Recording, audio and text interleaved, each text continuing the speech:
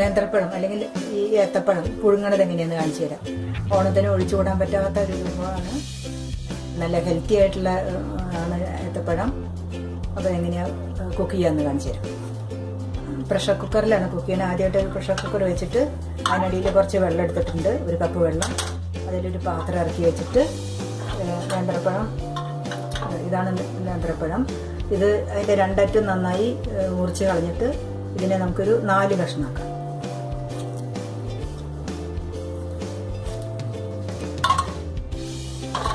നല്ലോണം പാകം വന്ന പഴമാണ്. ഒന്നും കൂടെ ചേർക്കാം.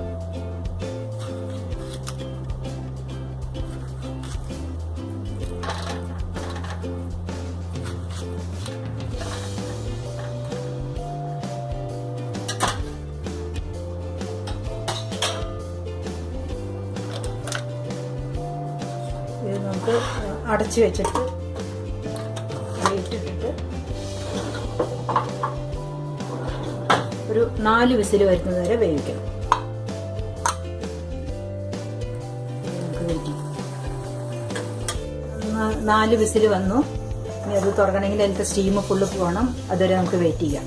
കുക്കറിലെ സ്റ്റീം നിന്ന് അത് തുറക്കുന്നത് വരെയുള്ള സമയം കൊണ്ട് ഞാൻ വേറൊരു ഹെൽത്തി ടിപ്പ് പറഞ്ഞുതരാം. നമ്മൾ ഓണത്തിന് ഒഴിച്ചുവിടാൻ പാടില്ലാത്ത വേറൊരു വിഭവമാണ് പപ്പടം ഫ്രൈ ചെയ്തത്. ഈ പപ്പടം അധികം എണ്ണ ഉപയോഗിക്കാതെ എങ്ങനെ ഫ്രൈ ചെയ്യാൻ നോക്കാം. ആദ്യം ഈ പപ്പടത്തിലെ പൊടിയൊക്കെ നല്ലോണം കുറച്ച് കളയാം.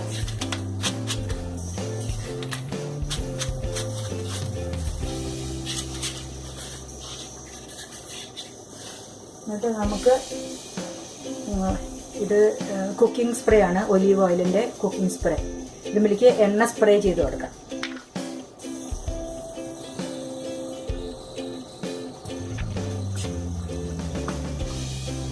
വളരെ കുറച്ച് മതി, 2 സ്പ്രേ. മറിച്ച് വെച്ചിട്ടും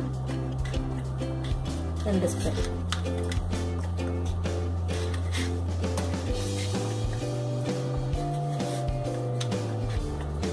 ഇത്ര മതി.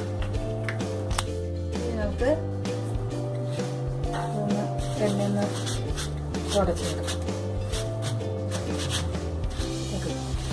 ഇനി നമുക്ക് ഈ പ്ലേറ്റ് മൈക്രോവേവിൽ വെച്ചിട്ടാണ് ഇത് ഫ്രൈ ചെയ്തെടുക്കണേ. മൈക്രോവേവിൽ വെക്കാണ് പ്ലേറ്റ്.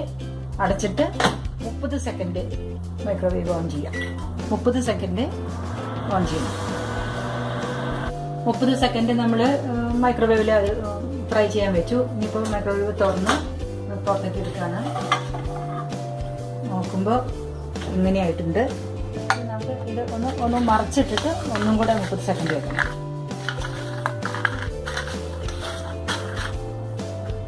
ഞാൻ അരി വെക്കാൻ പോവാണ്.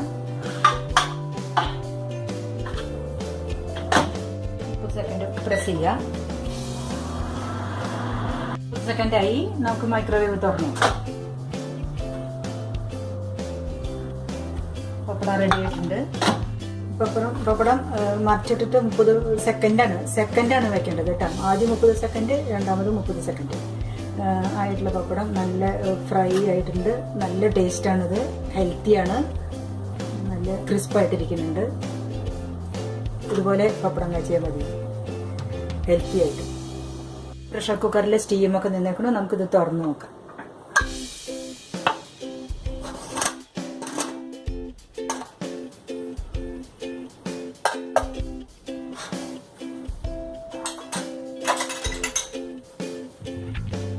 പഴം നന്നായി കുക്കായിട്ടുണ്ട്.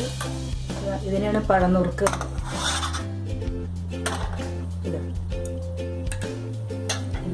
നമുക്ക് ഇതിനെ നല്ല ഹെൽത്തിയാണ് ഇങ്ങനെ പുഴുങ്ങി കഴിക്കുന്നത്. പപ്പടം അത്ര ഹെൽത്തി ഒന്നും അല്ല. അതിൽ സോഡിയം ഉണ്ട്. നമ്മൾ ഫ്രൈ ചെയ്യാൻ എണ്ണ ഉപയോഗിക്കുന്നുണ്ട്. പക്ഷേ വൺസിനെ വൈൽ സദ്യക്കൊക്കെ പപ്പടം ഒഴിച്ചുകൂടാൻ പറ്റാത്ത സാധനമാണ്. ഉണ്ടാക്കുന്നത് നല്ലതാണ്. പക്ഷെ എന്നും ഉപയോഗിക്കാതിരിക്കുന്നതാണ് നല്ലത്. പിന്നെ എത്ര ഹൈജീനിക്കായിട്ടാണ് അത് ഉണ്ടാക്കിയിരിക്കുന്നത് പപ്പടം നാട്ടിലൊന്നും അറിയില്ല. നമ്മളും പിന്നെയും എണ്ണ ആഡ് ചെയ്യണം. അതുകൊണ്ട് കഴിയുന്നതും അത്യാവശ്യത്തിന് മാത്രം ഉപയോഗിക്കും. ഓണത്തിന് ഒഴിച്ചുകൂടാനാവാത്ത പഴനുറുക്ക്, ഉപ്പേരി, പപ്പടം എല്ലാവരും ഉണ്ടാക്കി നോക്കണം.